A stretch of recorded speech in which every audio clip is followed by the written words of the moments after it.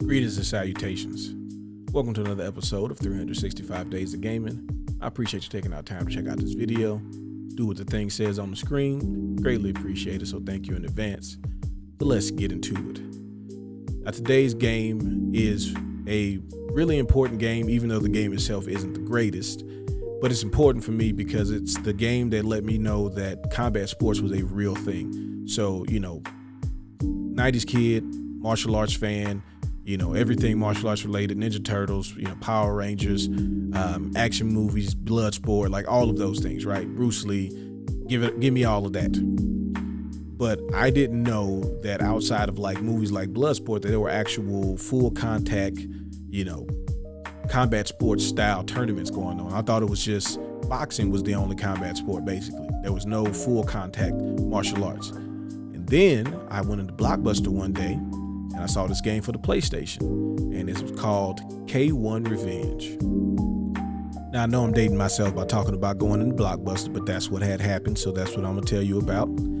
But anyway, so K1 was an actual kickboxing Grand Prix series, right? So they would have like these tournaments, and some of the tournaments would be like one-day tournament where they just have a bunch of fights in a row, and you got to win every round in order to get to the finals and become the Grand Prix champion. And so they made a game based on this, and the game is how I discovered that they had these forms of combat sports. So you can play these different fighters, you can unlock different fighters as you play. My favorite was Ernesto Hoost. Now, there was two reasons why I played as Ernesto Hoost. First and foremost, yes, he's the only black dude in the game, so that was kind of by default.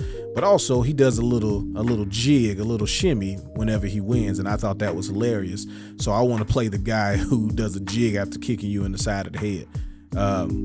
Now, the actual gameplay of the game itself is not actually that complicated, but it does have some layers to it. So you have a punch, kick, and a special button. Then you have things you can do, like if you press punch and kick together, you can grab, and then you can perform a grab attack, or you can push somebody off balance and then attack. But there are combos, like you can do punch, punch, kick, punch, punch, punch, kick. But then you also have like up, down, left, right, those different types of attacks, as well as with your special button. So you can combo in like punch, kick, special. There's a lot of different things. There's also got they got like a knockdown meter. You have a stamina bar and you have a health bar, right? So there are, just not incredible amounts of depth to the game, but also it's not as shallow as games that even come out today. So like there's a certain layer to this, and there's a certain strategy to it. You have ways of trying to break down people's guards, and this game actually made me go learn about these different fighters. Like one of the things I learned about Ernesto Hoost, because he was again the person I was kind of most interested in learning about, because this guy I was playing in the game, is he kind of pioneered a lot of the leg kick combos. Like before he started doing them, there was kind of like something that people used but not really a lot, and he started popularizing taking out people's legs. You want to be big on the upper body, then I'm gonna take you down, chop you down like a tree.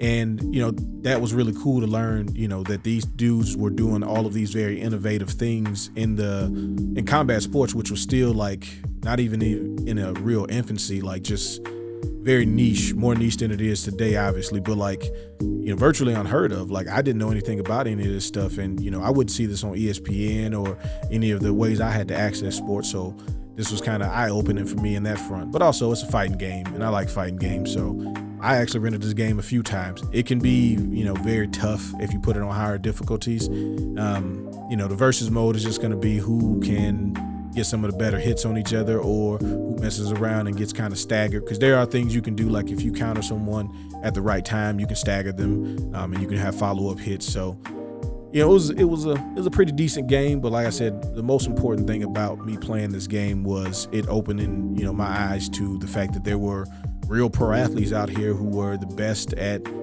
combat sports. And eventually K1 kind of evolved into Pride and, goes into more mixed martial arts of what we know today.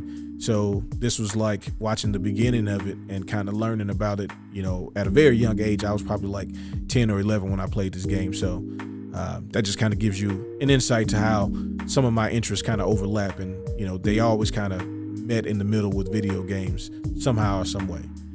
But if you played this game or you remember any of the fighters from this era, I definitely want to hear your thoughts and feedback on it. I don't know if they made any other K1 games. I never really sought out any of them because then, UFC kind of exploded a few years after this and kind of took over gaming as well. But yeah, I'd like to hear about, some of the other K1 games if you played them and what your thoughts were about this game or these fighters in this series. As always, hope you enjoy this video. Y'all have fun. Y'all be safe. Peace.